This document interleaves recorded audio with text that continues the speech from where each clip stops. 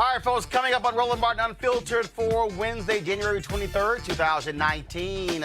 Houston Congresswoman Sheila Jackson Lee steps down from the Congressional Black Caucus Foundation, where she is the chair in addition to her subcommittee chairing of the House Committee as a result of a sexual lawsuit filed by a former staffer. We'll give you all of the details.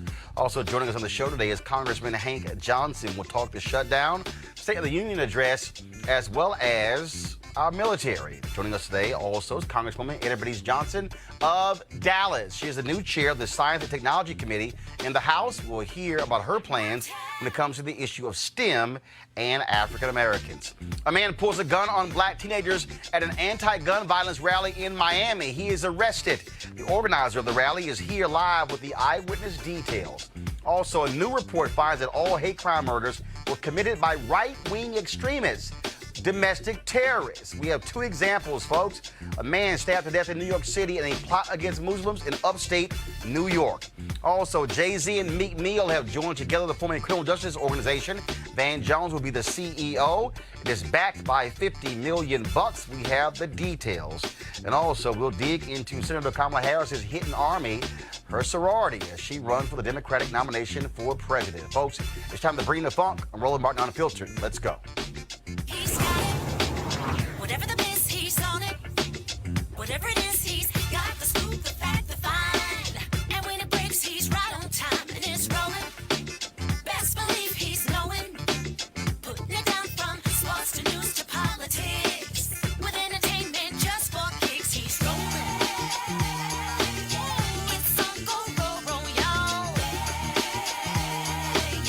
It's Roland Martin, yeah. Rolling with Roland now. He's funk, he's fresh, he's real, the best, you know he's Roland Martin now.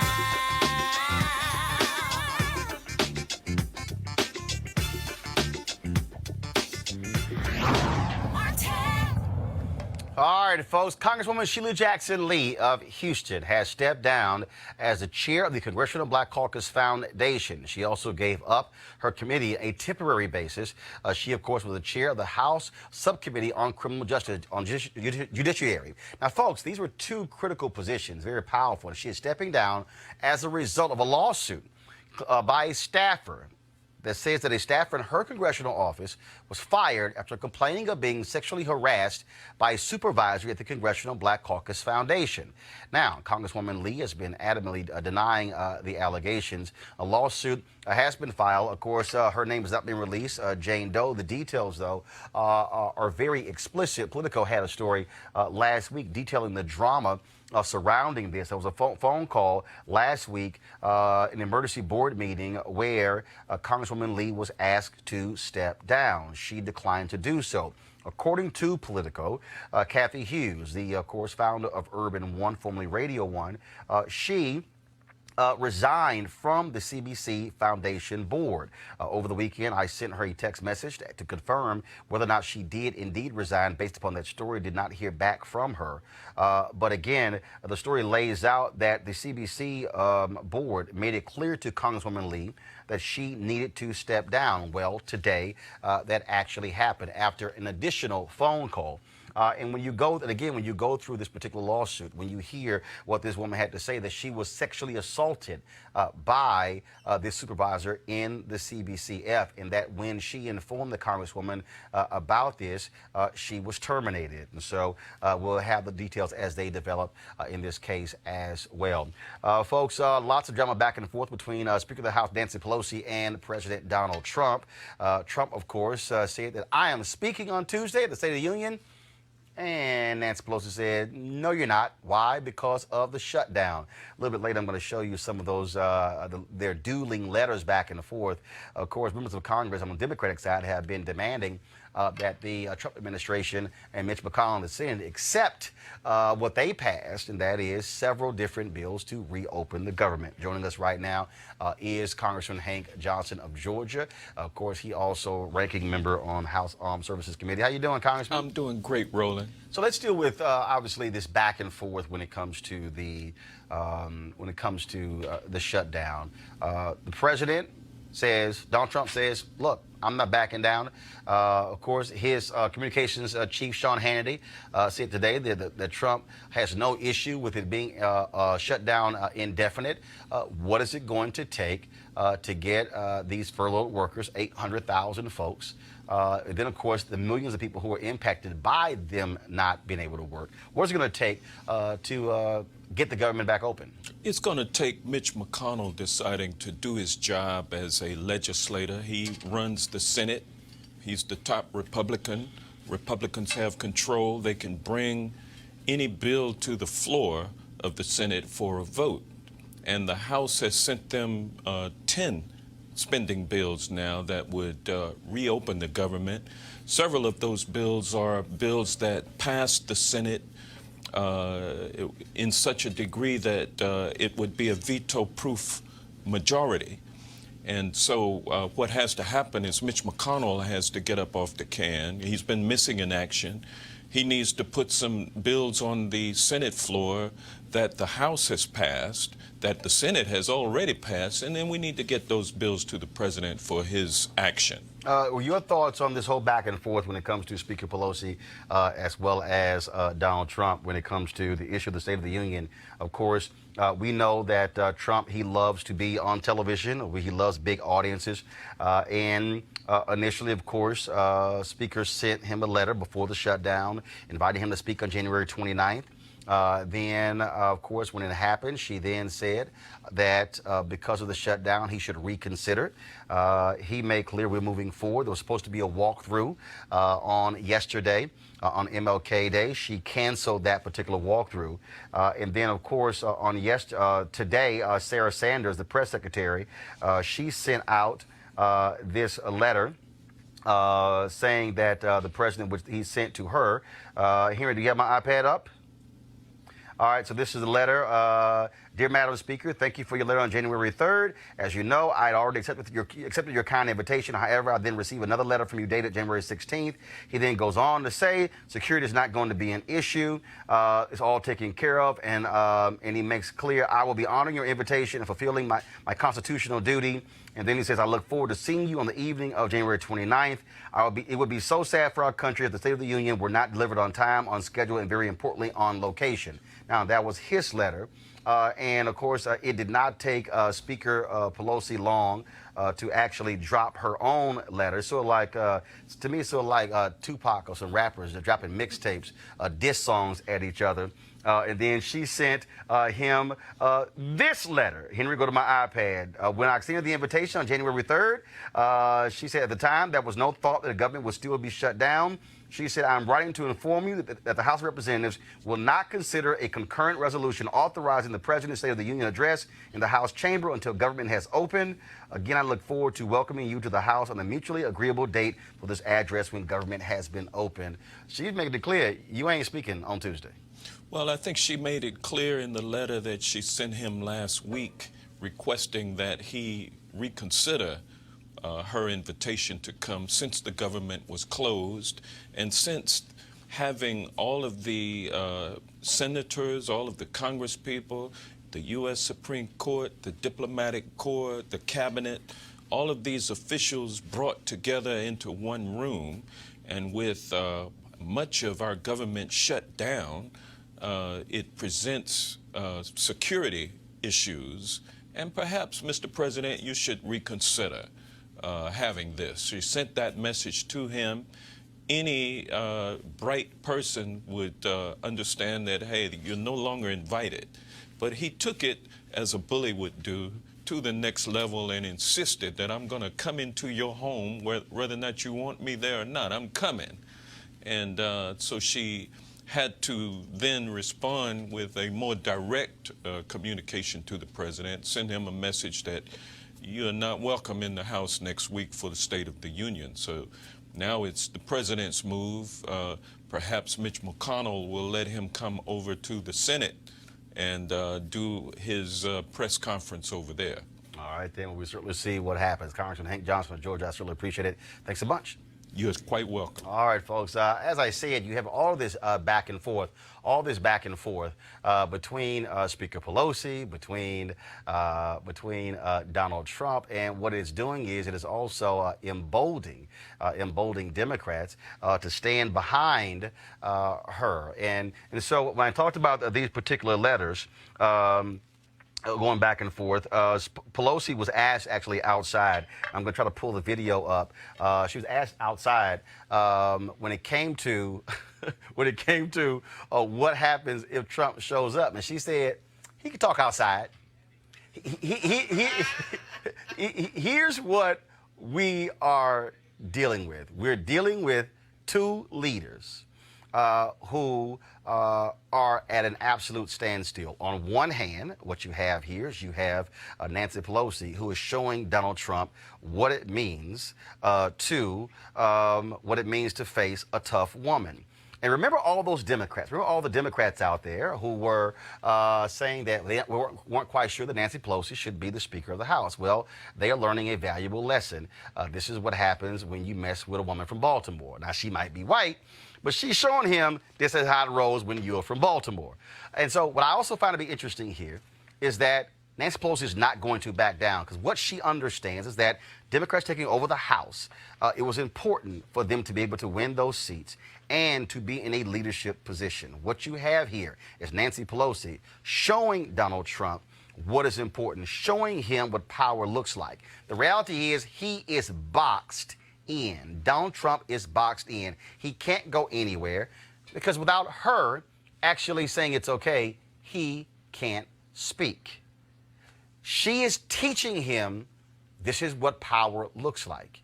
And as he continues to hold out and keep the government closed, his approval numbers are going down. New polling data is out, folks. CBS, his numbers are down. And he's losing support among working class voters, white voters with high school diplomas, which is really his core base. That to me is showing you exactly what is going on with this shutdown. And so I just want to throw it real quick to our panel here. I got to ask Avis Jones-DeWeaver, leadership strategist, who joins us right now.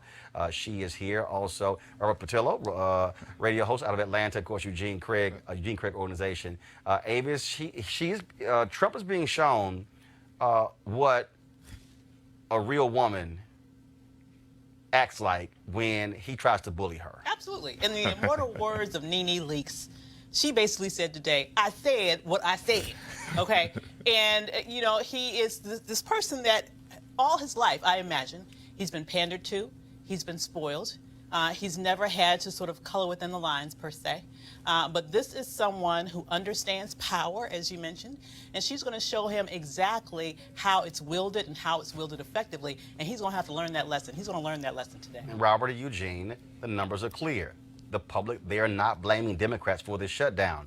Trump screwed up, and if you go back, it was a master stroke by Nancy Pelosi and Chuck Schumer to force him to say on the record, in front of the cameras, I will own this shutdown. He can't wiggle out of his own words. I agree with you. The one thing I've yet to figure out is why Democrat super PACs aren't running, like just flooding the airwaves with that clip, running it over and over and over again. I mean, public support's already collapsed for him. I saw something today, so like 7% of the recent polls show that, 7% support the wall still. If it will support opening up the government if it's dependent upon the wall.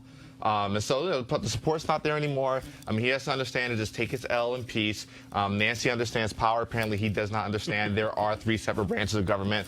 Paul Ryan's not there anymore to just, bow to him. Yep. Well, I think what we're going to see from President Trump is that he's playing the long game with Democrats. That what he's already articulated is the fact that he's going to have border security before he reopens the government. And Democrats have already came forward today and said they would give him $5 billion, just not for the border wall, for border security. Now remember, Democrats, that was always their position. Yeah. Yeah. That was always their point. They true. tried to do $25 billion for border security in exchange for DACA.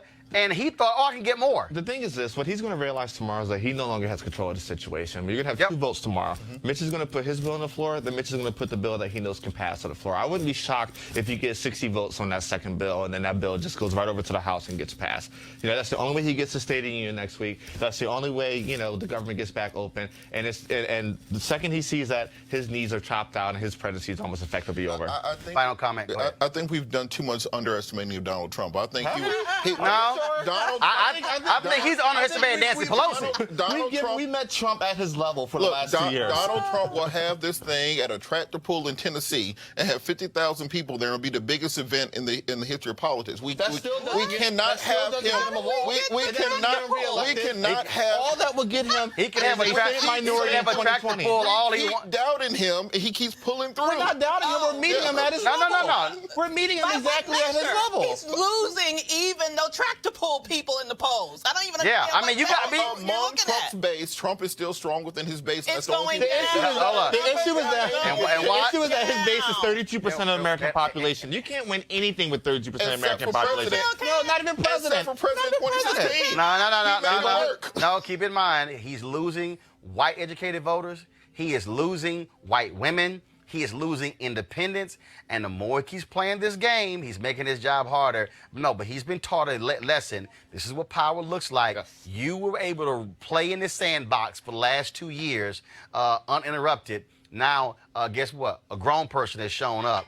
And now you're about to see what happens because recess is over. Folks, let's talk about what happened in Miami. The latest crazy white man losing his mind, pulling a gun on some black teenagers riding bicycles in Miami on MLK Day.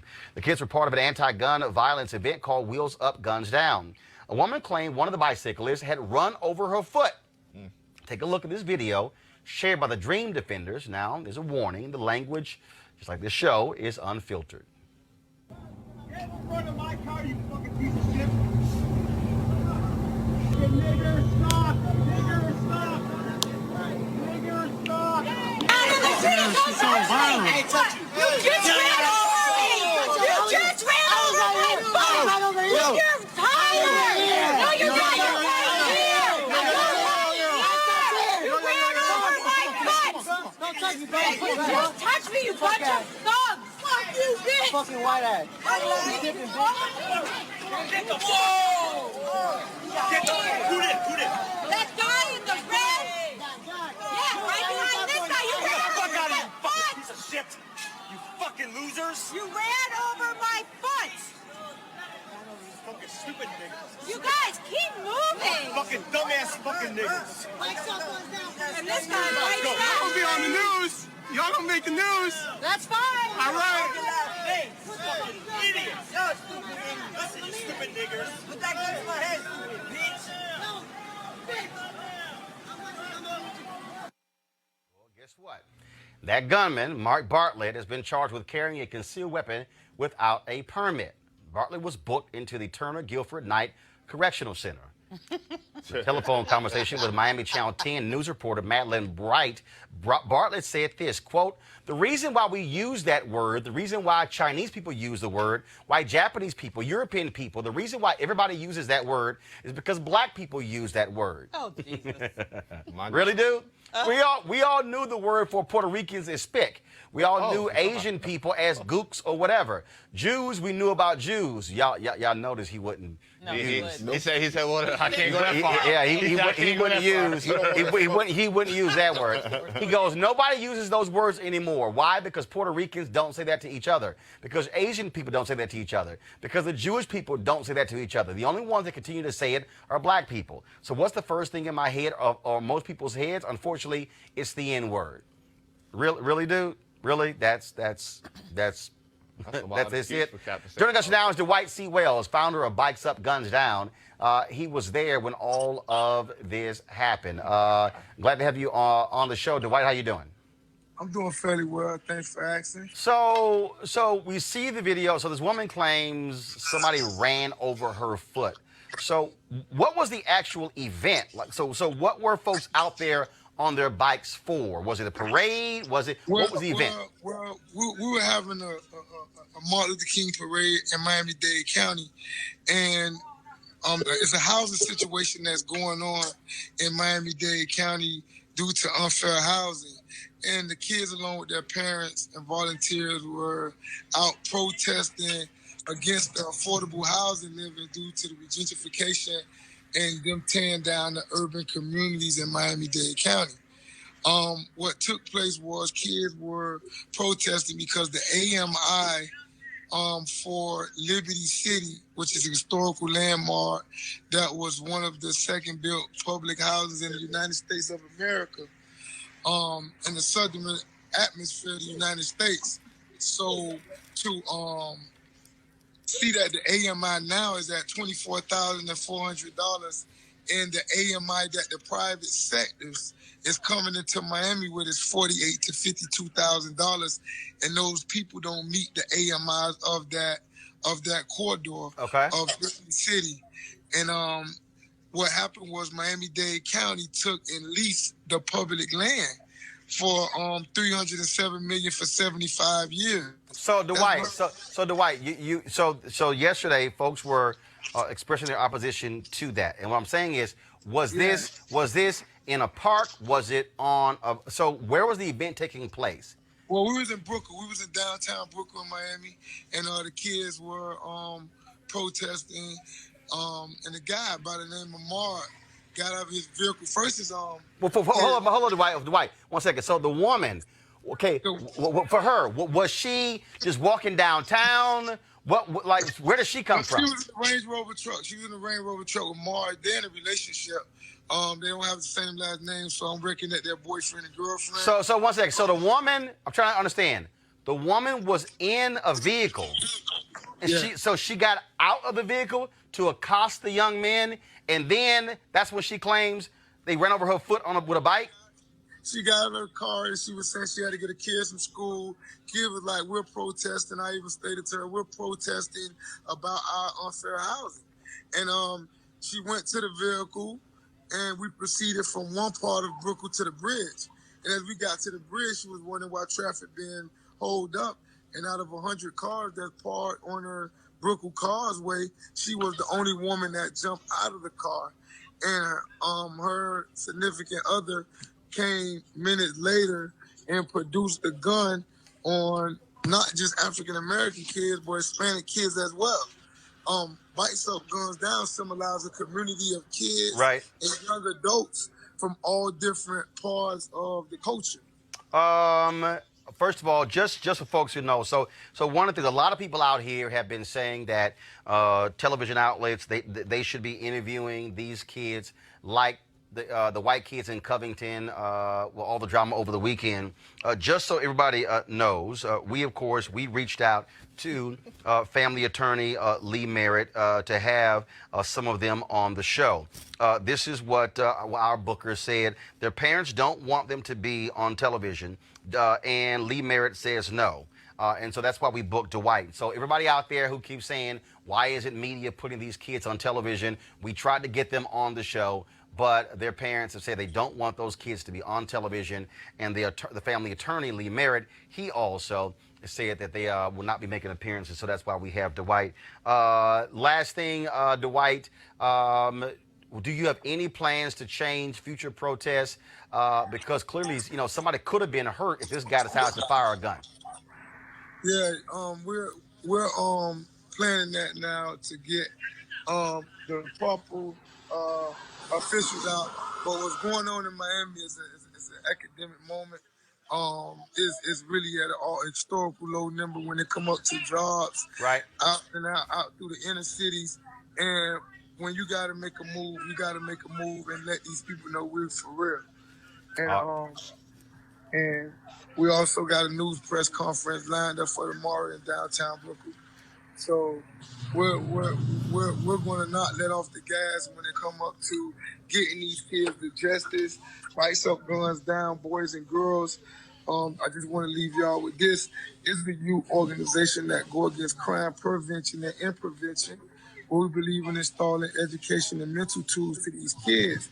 Now we will be adding on to install against racism, because these kids witnessed something that they never witnessed before.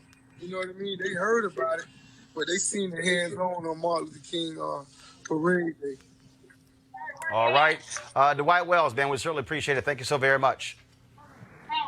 Okay, bro. Thanks for having me on. And we'll be sure to keep you all in our prayers. And you guys be sure to do the same as well. Okay. All right. Thanks so very much. Folks, look up at our panel real quick here. I keep telling people, I keep saying, somebody white, they going to end up dead, acting a fool, running up on black folks like this, even though he had his weapon. He gonna run up against the folks. They're gonna have 4 or 5 of their own guns. Yeah. Let's understand the power of white privilege in this moment. That you are charged with possession of a concealed weapon without a permit and not aggravated assault, not assault with a deadly weapon. Like if any of us walk out of this room right now and take a group of white teenagers and pull our gun out, we're going to be charged with multiple felonies. Not a misdemeanor licensing issue. When you pull your gun out, just because you're in a concealed carry state doesn't mean you just get to pull it out whenever you feel like it. That is a felony that he committed, and the power of white privilege is the fact that he's only charged with misdemeanor. Yeah. Which I think is absolutely crazy. I mean, he's lucky he didn't get his gun beaten and taken from him. I'm telling you, I've seen that happen time and time again. But the thing is, I agree with Roland. There's going to come a time where somebody's going to pull a gun and they're going to have 545 pointed back at them and probably end up losing their life. But what happens with a lot of these bullies is they tend to target children. Yes. Yep. That's what he did here. Or they target women. And they are afraid to do that with someone who is clearly their size and can defend themselves. Yep, absolutely. All right, folks, let's talk about what happened in New York, where James Harris Jackson, seen here with the man he killed, Timothy Kaufman. Jackson has pleaded guilty to a hate crime in the murder of Timothy Kaufman. Now, in his confession, Jackson said he spent 2 days stalking black men in New York City until he killed Kaufman 2 years ago. An attack he described as practice for a larger racial terror attack he planned to carry out in Times Square. He pleaded guilty to state charges of murder as terrorism. Also, these 3 individuals were arrested after they were found to be plotting an attack on an Islamic enclave in upstate New York. They had 23 rifles and shotguns, all obtained legally. Police also found 3 explosive devices packed with nails. The attack was planned against Islamisburg, a community founded in the 1980s by mostly African-American Muslims looking for a place to raise their children and practice Islam safety. Folks, these are white domestic terrorists. You have the Trump administration that pulled money from tracking these white domestic terrorists because they wanted to focus on Muslims. If you flip those 2 stories, if you had somebody who was black or somebody who was Muslim who took a sword and killed somebody white like the first guy did, and then if you had 3 black folks who had guns, explosive devices, saying they were going to blow up a white church, first of all, it's going to be wall-to-wall coverage on cable television.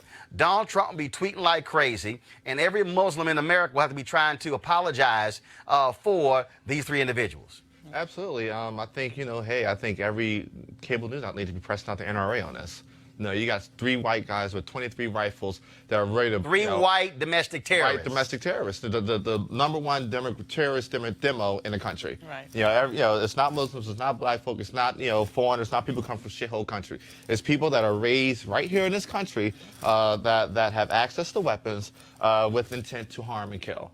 And our government is doing nothing about that. Avis, what bugs me, again, what I keep trying to go to and trying to explain to people here is that folks in this country want to ignore white men who are committing terrorist acts. Absolutely. And there are numerous stories that took place in Kansas and other places where folks have been found guilty and sentenced to prison because of these type of terrorist acts. Absolutely. And when have we not had a long history of domestic terrorism primarily committed by white men in this country? But you're exactly right. It's not characterized as that. It's not specifically linked to the broader community. If anything were to happen with African Americans, with Muslims, all of a sudden every brown person or every black person in America is under threat. And we have to stop that. Once again, it's an exact example of white privilege in action. Robert? I think what this is a capstone to is the fact that more African Americans have to become legal gun owners to protect themselves. I'm a member of the National African American Gun Association, NAGA. I think all African Americans should have a gun in your home, know how to use it, train your children in it, because you never know when these terrorists are going to show up. And if you're counting on Homeland Security or the police department to show up to protect you, they're not. So you have to be prepared to protect your home, protect your family, protect your property against these terrorist organizations that are out there hunting us. As the one person said, he hunted this man for several days before kidnapping and killing him. So let's make sure that we are able to defend ourselves and stop demonizing guns and start demonizing the criminal to use them. We still need gun control, though. I mean, you can go get a gun all you want to, but there's too many damn folks walking around this country with guns, shooting folks left and right, and I still trying to understand why in the hell you need a machine gun to go hunting. I just, if you can't shoot, damn it, just put the gun down. Just put it down. Cheney school of shooting. Yeah, right. And he shot his friend too. Right. That's right. Okay. I'm all good. I'm gonna stay on the golf course. I'm gonna shoot for birdies. And I ain't talking about the actual birds. All right, y'all going to a break right now. We come back. We're gonna talk to Congresswoman Eddie Johnson about STEM and African Americans. She's leading a critical committee on the Science and Technology Committee in the House, and so we'll discuss that. Her coming back next. Roland Martin Unfiltered. Back in a moment. You want to check out Roland Martin Unfiltered? YouTube.com/Roland S. Martin. And subscribe to our YouTube channel. There's only one daily digital show out here that keeps it black and keep it real. It's Roland Martin Unfiltered. See that name right there? Roland Martin Unfiltered. Like, share, and subscribe to our YouTube channel. That's YouTube.com/Roland S. Martin. And don't forget to turn on your notifications so when we go live, you'll know it. Hey everybody, this is Sherry Shepherd. You're watching Roland Martin Unfiltered, and while he's doing Unfiltered, I'm practicing the wobble. Yes, I am. Because Roland Martin's the one, he will do it backwards, he will do it on the side. He messes everybody up when he gets into the wobble, because he doesn't know how to do it, so he does it backwards. And it just messes me up every single time. So I'm working on it. I got it. You got Roland Martin. Hi, my name is LaToya Luckett, and you're watching Roland Martin Unfiltered. What's going on, everybody? It's your boy Mac Wiles, and you are watching Roland Martin Unfiltered. What's up, y'all? It's Ryan Destiny, and you're watching Roland Martin Unfiltered. What up, Lana Well, and you are watching Roland Martin Unfiltered.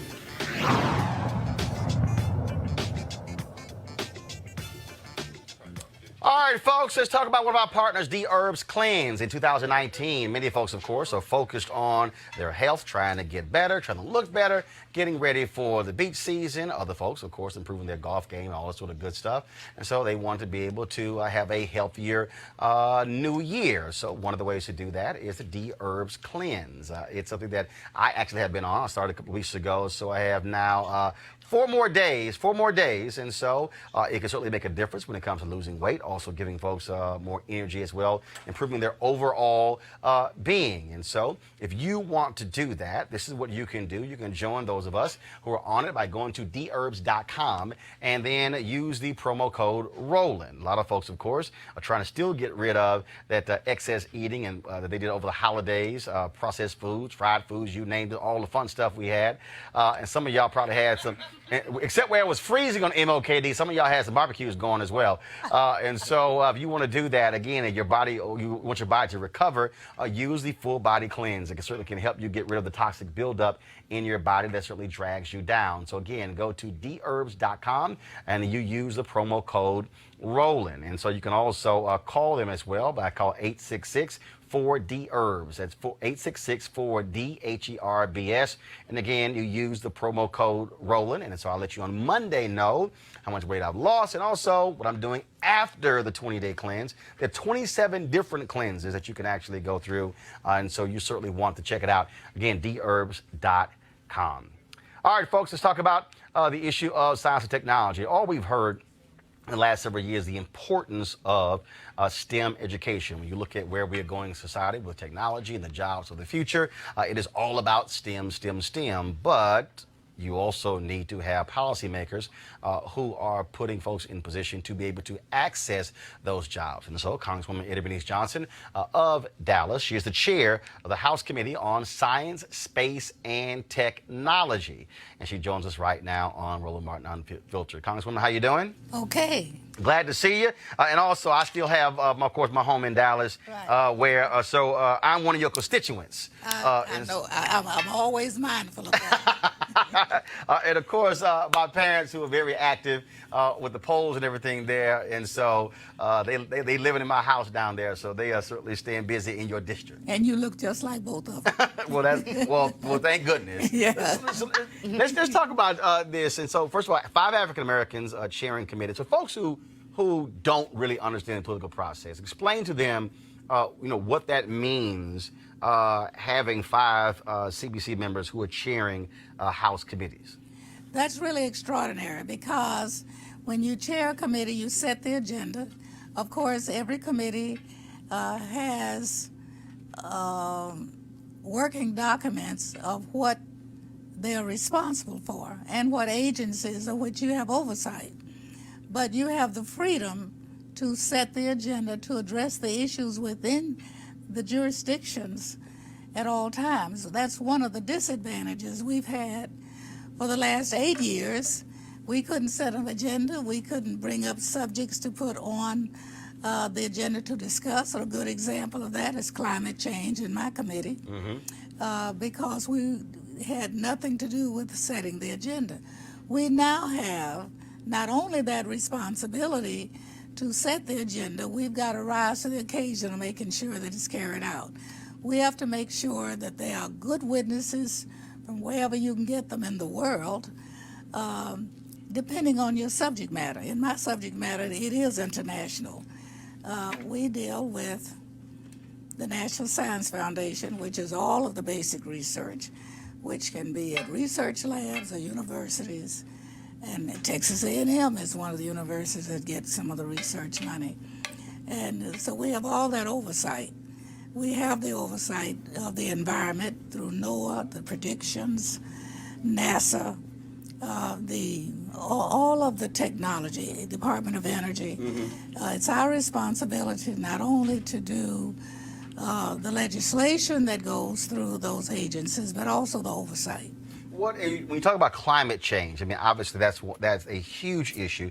The White House released a report in November, the Friday after Thanksgiving, talking about what really the changes need to happen. And then you had Donald Trump who goes, I don't believe it, even though it was a report that was released by his own White House. And so how do you deal with a party that continues to deny what's happening with climate change? Because for them, it's all about, if the way to stop anything in America is say, it's going to hurt jobs, it's going to hurt the economy. And then you have the EPA, where you had Scott Pruitt, who left, just whacking everything the Obama administration put in place when it came to trying to protect the environment. Right. Well, we hope to reverse most of that. And we are not extremely optimistic that this president might sign all of it. But we have a responsibility to be responsible and to deal with the issues and the scientific findings as we know that they're available. The last 6 years, we spent most of our time in denial and really going back and trying to even undo some of the research that's been decided for 25 years. But that is not the real history of my tenure on the committee. I've been on the committee 26 straight years, and it was only the last 6 that we went to that extreme. They changed chairs every 6 years. I've been ranking member 8 years, going into, this will be my 10th year when I finish this 2 years.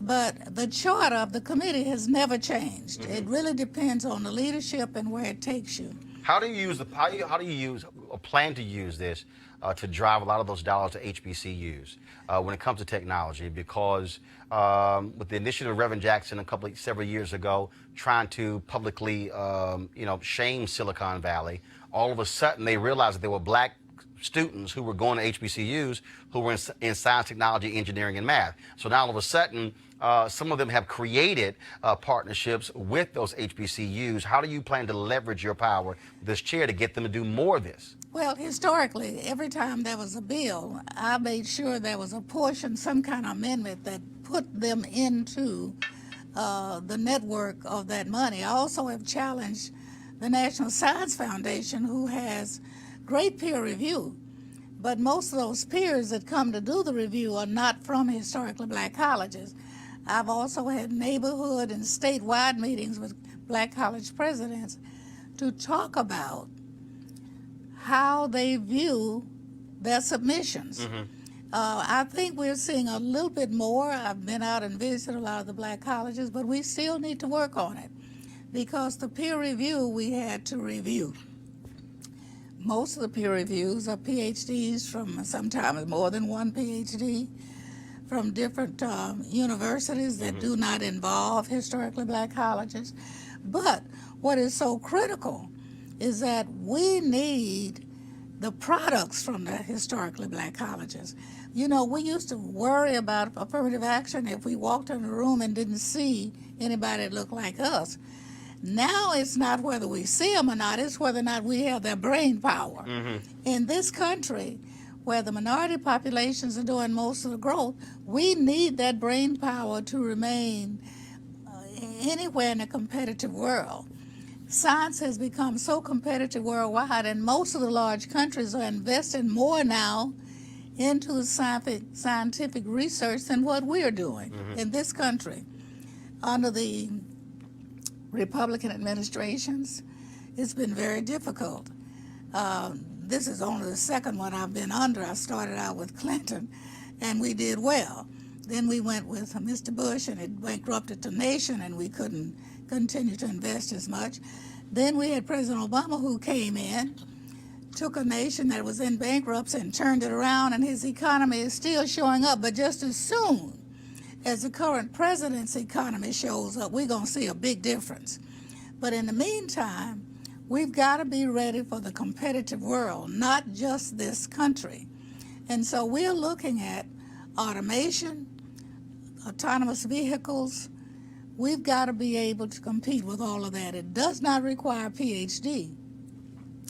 Got it. A lot of that requires just community college level, because we're looking at technology. And we're going to move from driving trucks from behind the wheel to driving trucks behind computers. I got to ask you this real quick, the last question, because it's my next story. And so, actually, a little later in the story, you are a member of Alpha Kappa Alpha. And so I got to get your thoughts. We'll talk about a little bit in a moment, which is your thoughts about your sorority sister, Senator Kamala Harris, running for president. I want to run. I'm for her. I told her when she called So me. you ain't waiting for anybody else to announce. You made it clear you endorse Senator Kamala Harris. Here's what I said to her. She is the best female candidate out there. I might have a little bit more commitment to someone who is not yet announced from long-time relationships. Is that Vice President Joe Biden? Yes. But now I would love to see a combination there. But Kamala Harris is ready. And I wouldn't have any problem supporting her. Okay, and if I see you, She is a sorority sister, too. Yeah, I know. But I see you with that red on here, so you're trying to make sure you keep Delta votes too. That's right. All right. My daughter-in-law is a Delta, so that means that my 3 grandsons got a Delta mother. But they got an AKA grandmother. Okay. All right there. Well, Congresswoman Eddie Bernice Johnson, I appreciate it. Thanks so much. Thank you very much. All right, folks. Jay-Z, Meek Mill, and also New England Patriots owner Robert Kraft and other sports owners have formed a new organization to fight criminal justice reform. It is called the Reform Alliance. Van Jones, the former White House aide to President Obama, who's also been very much involved in criminal justice, he is the new CEO. And they also have $50 million to start. The organizers say they're going to focus on probation and parole with the aim of getting at least 1 million people out of jail over the next 5 years. I went to state prison in 1991. I gained my GED while I was there. I did pretty well on parole. I got off parole, except for the one time that I ran through a technical violation. When that happened, it took everything from me. And it was just one day you go to your parole officer, and he's waiting for you. He's waiting for you with handcuffs, and there's nothing you can do about it. I made an illegal U-turn. It's a traffic ticket. You don't even take points for that. And I did 90 days for it. So imagine. I said, wait a minute, I'm on my way now. The only reason why I missed an appointment with her is because the job I just started, they had me on a 90-day probational period. I can't miss any days. I need this job, and now you're telling me that you're locking me up because I missed an appointment to come see you? While on parole, I was never told that I would be violated if I left rehabilitation.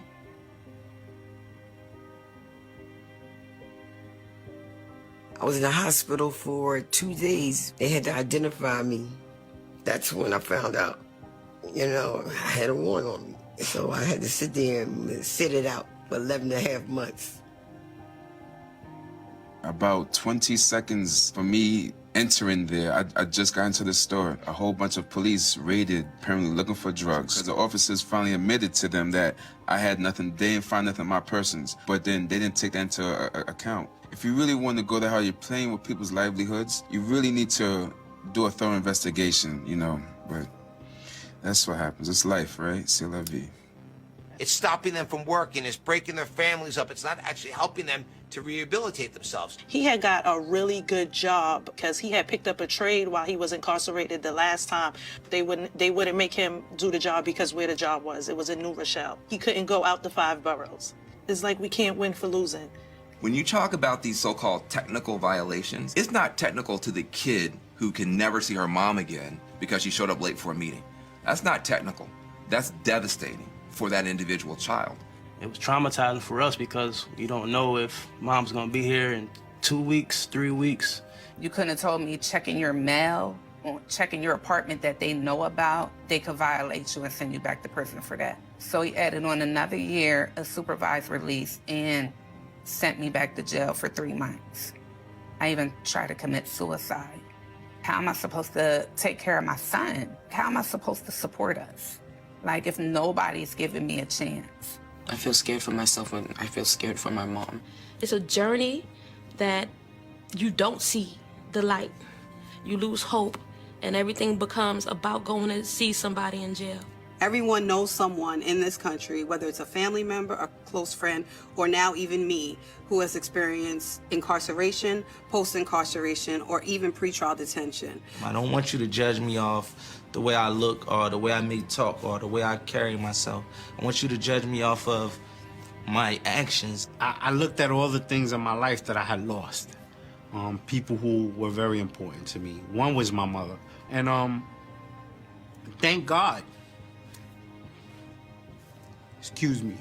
Reform means to take something that is broken and to fix it, make it better, not to continue to crack it. Like, even though, you know, when you break a plate, it's not ever gonna go back together again, but you can at least try. Parole don't even try to fix it. It just wants to keep cracking it and cracking it, breaking it. You know, he started out this way, he took his rocky turn, but he's back on smooth ground again. And that's what I'm looking forward to.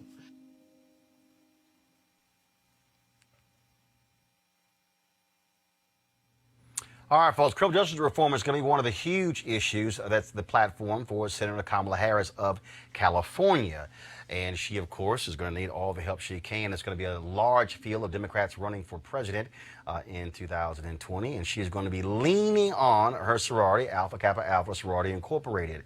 Of course, she announced on Monday on Good Morning America on MLK Day, then held her first news conference at Howard University. And this was the issue that was raised today, an article that was published by Politico. And Nolan McCaskill, graduate of FAMU, also a member of NABJ. He joins us right now. Nolan, how you doing? I'm doing all right. How are you? All right, then. So I sent you a tweet earlier because in the article you said the Delta's membership is about the same as the AKA's. I said, oh, you're going to get lit up. I know you heard from some Deltas today. That's what the Delta website said. That's what I went off of. But did you hear from some Deltas today? I heard from some Zetas. I don't know if I heard from any Deltas. So what does Zetas hit you for? I can't really tell you what the sources are like. I ain't telling you the name of the source. I'm just saying what they hit you up for. Or they mad you mentioned those two? Said I mentioned AKA a little too much in the story, but that's... But she's AKA! What's wrong with them? Tell a Zeta to run for president. I'm just saying. For real? You got a point there. I mean, this is just a friend I went to college with. Shared my article on Facebook. She was responding to it. We texted a bit about it, and I was just into that. Look, the point of the article that you made is that, I mean, look, and I've always talked about this, when you talk about infrastructure, when you talk about organizations, the reality is same thing when Loretta Lynch was nominated for Attorney General. She's a Delta, and Delta Sigma Theta was out strong on Capitol Hill in the red, pressing senators and others to confirm her nomination. And so this is, you know, when we talk about when you run, you lean on institutions that you're members of to see you through. Right, and she's got that. I mean, she's the only candidate in the field, or at least the only major candidate who has attended an HBCU. She's got the Howard connection. You saw her there on Monday after she launched her campaign. I mean, her roots are at Howard. That's where she pledged AKA. We're going to see her Friday in South Carolina, where those roots will really be shown when she's at the Pink Ice Gala. She's going to be speaking there.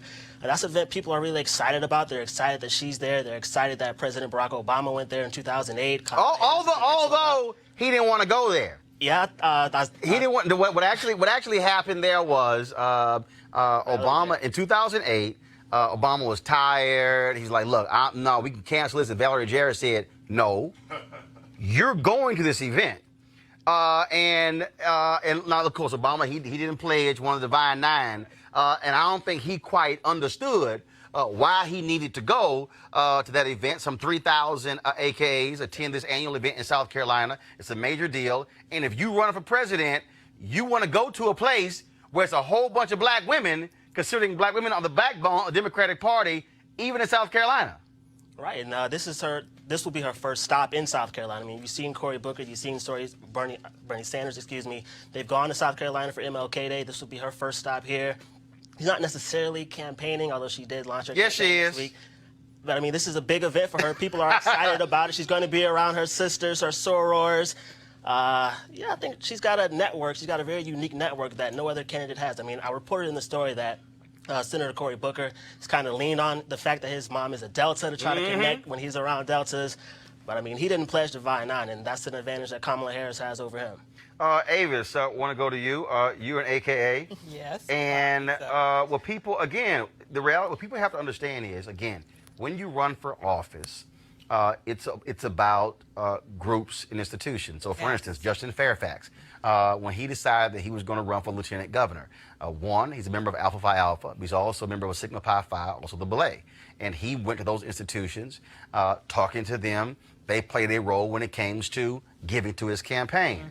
Randall Woodfin, the mayor of Birmingham, when he ran, he leaned on Alpha and being a graduate of Morehouse. Right. There were a number of people from Morehouse who gave to his campaign as well. Stacey Abrams, when she ran in Georgia, she was getting dollars from her college graduates. Andrew Gillum, Florida A&M. And so Kamala Harris, what she has is, as she's putting together a nationwide campaign, she's going to also have the advantage of having sorority sisters who will be campaigning for her and volunteering for her, who already have organizational infrastructure set up around America. Absolutely. I mean, it just makes sense to make use of these organizations that are already hardwired throughout the nation. They are in colleges and universities. You have graduate chapters. You have people who are excited about seeing the first Alpha Kappa Alpha woman running for president of the United States. And by far, I have to agree with the Congresswoman, the best woman who's running at the moment. And I would argue she's leading the candidate. She's the one that's bringing the energy into this race. Honestly, there's no one that's announced yet that I think has had more energy behind them than she has. And so by leaning on both her Alpha Kappa Alpha, pledging AKA, as well as all the Divine Nine being proud of her and leaning on that HBCU credentials, that links her into thousands upon thousands upon thousands of black people across this country that are going to automatically want to support her and see her run and see her win. Eugene and Robert, this is the thing that is going to be interesting. Again, she goes to this event on Friday. One, it's not guaranteed that all AKs will be supporting her.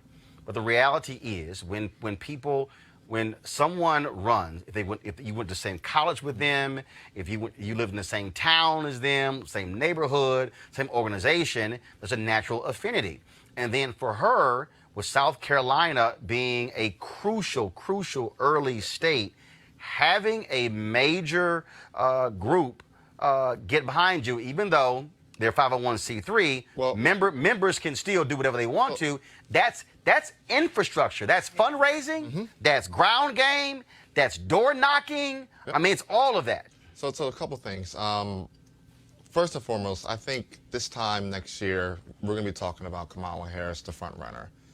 Looking at the primary schedule, I don't think Iowa, and I think no Democrat candidate should get out of the race before South Carolina, to be honest. I don't think Iowa and New Hampshire, having 90% plus white populations, should be determining who the Democrat nominee is.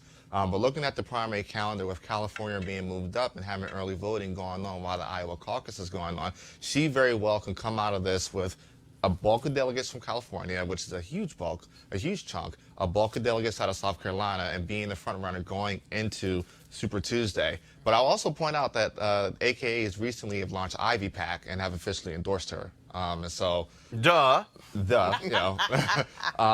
agree. I do agree with Avis. And I agree with Roland that she is the best candidate out there. And I think I think a Biden-Harris or a Harris-Biden ticket could smoke. Oh my God, Robert, the thing that and it's one of the things that I have done for years, and many of the speeches that I've given, is that I have said to the Divine Nine that they have not fully utilized the infrastructure. And for folks who don't understand, let me walk you through when we say infrastructure. You're talking about organizations that are international organizations. And then you have the national piece. Then you have regional. Then you have state. Then you have grad chapters. Then you have undergrad chapters. Then, of course, you have all of them also working with folks all the way down through K. So you're talking about institutions that are working with black folks from K all the way through them being adults. And so when you're talking about running for president or running for office, having access to that type of infrastructure is a huge advantage, especially early on when you're talking about trying to build out your campaign. Well, going back to Eugene's point, if you look at the demographics of South Carolina, I think is 35% African American. The Democratic primary is about 60% African American in that state. So it's going to be dispositive for any black candidate. If you can't carry South Carolina, it's going to show real weakness for you going into Super Tuesday, particularly when we have new states in play. Georgia is now in play in the general election, not just in the primary, in the general election, with Stacey Abrams losing by less than 2%. Florida's in play with Gillum losing by less than 5%. Texas in play. That's about 30,000 votes. Yeah. So Texas after O'Rourke. Wisconsin is going to be in play. So she has to show strength in South Carolina to carry her into Super Tuesday, into those states.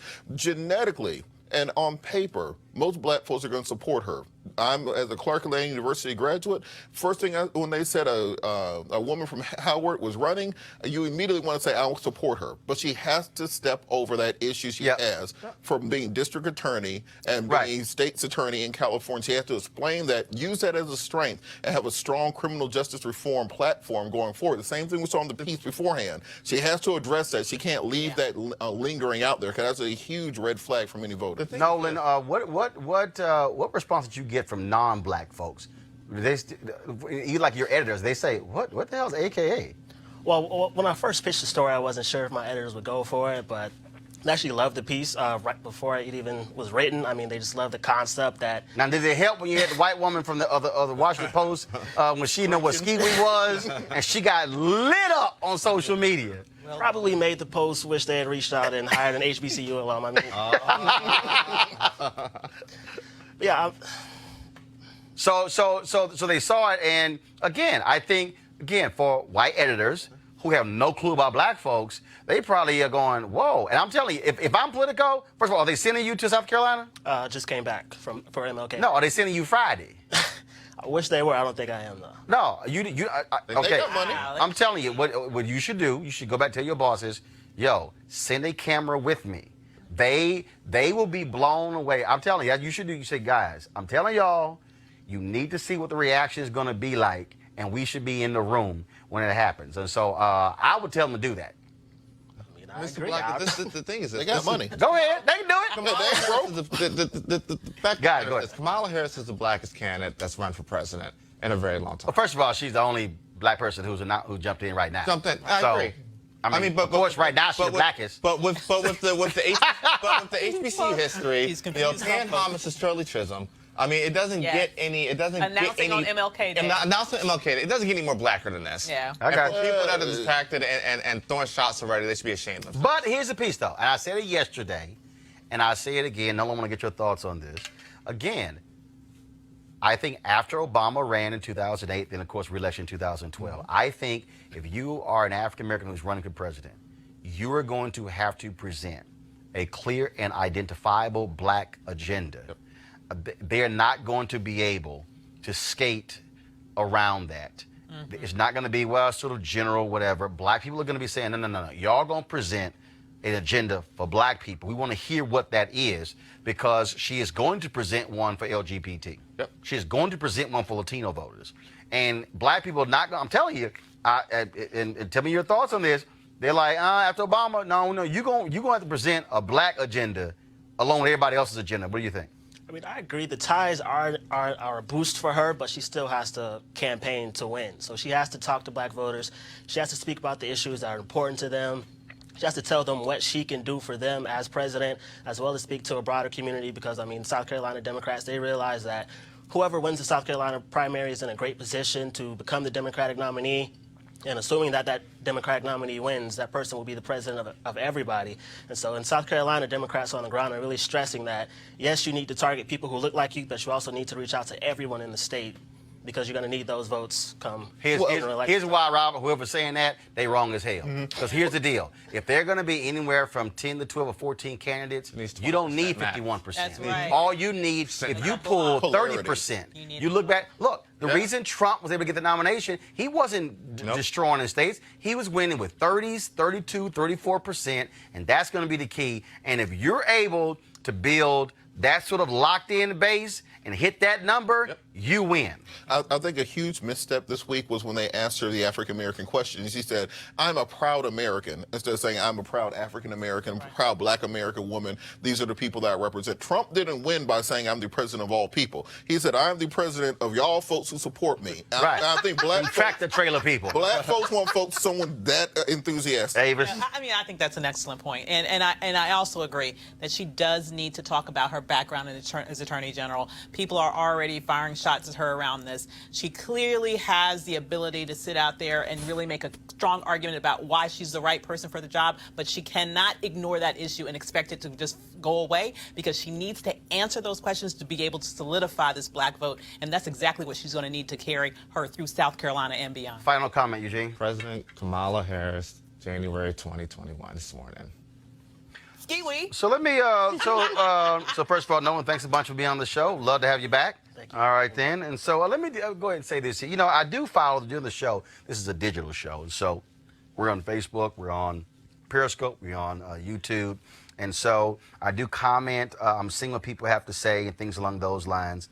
And I wasn't going to do this, but let me just go ahead and do this. So that was some fool on here. I think his name is Robert, somebody named Gutierrez or something along those lines. I'm sorry, here it is, Ruben Gutierrez. And so Ruben Gutierrez had the audacity, the unmitigated gall, to make a statement on our YouTube channel saying that, he really doesn't trust fraternities that were not founded at HBCUs. Here it is. He says, A Phi, AK, Psi, and Sigma Gamma Rho were founded at white schools, so I don't really consider those frats and sorority black because they were founded at HBCUs. Ruben, do you know how stupid you sound making that particular comment? Because Alpha Phi Alpha founded Cornell University December 4th, 1906. You do realize that Alpha was founded at Howard University before anybody else was founded at Howard University. So the reality is Alpha was on an HBCU campus before Omegas, before Iota, before Deltas, before AKAs, before Zetas, before anybody else. And so when you make also stupid comments like that by saying you don't trust something that wasn't founded at an HBCU, it's it's kind of idiotic, because what you're actually saying is that you don't trust the black people who didn't even pledge at HBCUs, which means that you don't trust Dr. King, who pledged in Boston. He didn't pledge at Morehouse. What it means is you don't trust the other individuals who served in Congress and who's also been civil rights leaders, who've been in business. So take, for instance, does it tell me you don't trust Robert Smith, the richest black man in America, who's worth $4 billion, who gave millions to build the Smithsonian, who's given millions to the NAACP, millions to the United Negro College Fund, who just gave $1.5 million to Morehouse? Oh, I'm sorry. He's a black man who pledged at Cornell. Yeah. And so when black folks, and Ruben, I don't know who you are, so therefore I'm assuming you black, or maybe you also are confused. What is interesting to me is when black folks love to somehow say, well, I don't like you or trust you because you didn't go to a HBCU. Yet, why then did we actually say, open the doors to the University of Alabama and the University of Mississippi? Why did Charlene Hunter fight to get into the University of Georgia when they were being denied? See, folks like you really get on my last black damn nerve because, see, what I want are for black students to go to any school of their choosing. If they go to HBCU, great. If they go to a PWI, great. If they go to a community college, great. If they go to a technical school, great. What I want for us is to actually get an education. But when we have black folks who are so super duper uber black, that they begin to make these rather ignorant statements, what they're really saying is, I'm just going to leave out all these other black folks who have done amazing things in our society for the benefit of black folks. Now, just think about that since you made that comment. So when Robert Smith gives Morehouse $1.5 million, Robert Smith, who didn't go to Morehouse, has actually given more than a whole lot of Morehouse graduates. Ain't that interesting? And so we better be real damn careful when we start trying to criticize black folks who didn't go to this HBCU or who pledged this somewhere else without realizing the things that they do, the infrastructure involved. Just like if you read Rashawn Biddle's Twitter feed, he goes by Dropout Nation. He talked about the involvement of what AKs and Deltas have been doing all across the country. See, now, as somebody in the Divine Nine, I've been very critical in terms of challenging Divine Nine to do more when it comes to our community. But if you actually removed black fraternities and sororities and what they do on an annual basis for black folks, you literally are removing millions of dollars in scholarships and aid that are going to black people when it comes to education. You remove what they are doing to helping black folks get jobs as well. And so if we want to be about the future of black people and helping black people, well, I suggest we learn to support all the institutions that are in our community who are trying to do their best to improve the plight of black people. So whether or not Alpha was founded at Cornell, and then the second chapter, Beta chapter, was at Howard University, whether or not Omega or somebody else was founded on an HBCU campus, I dare say that if you are standing up for black people and fighting for black people, and then you are raising the fist for black people, then I'm going to celebrate you and say, keep doing your job. And for the rest of y'all who are haters, you know what y'all can do? Kiss my black ass. Oh. Okay. That's why it's called Roland Martin Unfiltered. All right, folks, be sure to support us by going to RolandMartinUnfiltered.com, joining our Bring the Funk fan club. We certainly appreciate all that you do, the dollars that you have going to the show. It would be great for you to join the fan club today. Our goal is to get 20,000 of our followers to give an average of $50 for the whole year.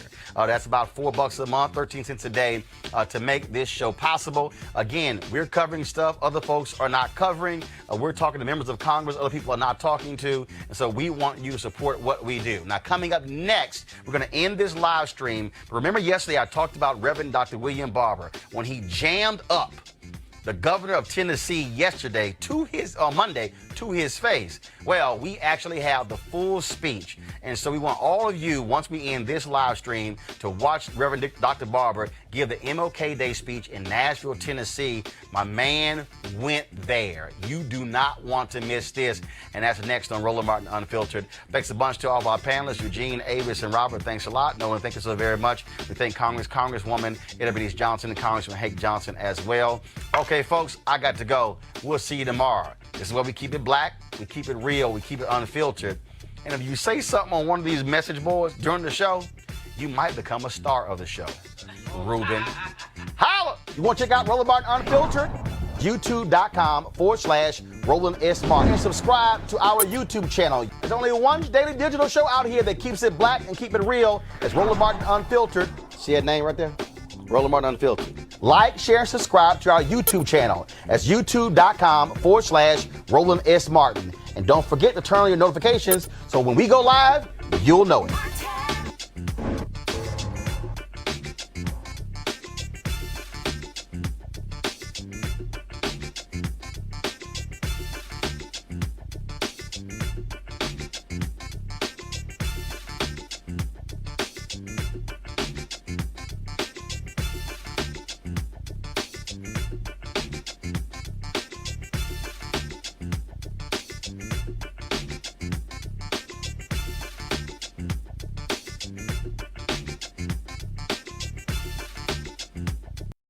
You want to support Roland Martin Unfiltered? Be sure to join our Bring the Funk fan club. Every dollar that you give to us supports our daily digital show. There's only one daily digital show out here that keeps it black and keep it real as Roland Martin Unfiltered. Support the Roland Martin Unfiltered daily digital show by going to RolandMartinUnfiltered.com. Our goal is to get 20,000 of our fans contributing $50 each for the whole year. You can make this possible. RolandMartinUnfiltered.com. Hey fam, want to check out Roland Martin Unfiltered, the blackest show on all of digital, cable, and broadcast. Check out our audio podcast. There's only one daily digital show out here that keeps it black and keep it real as Roland Martin Unfiltered. Press play.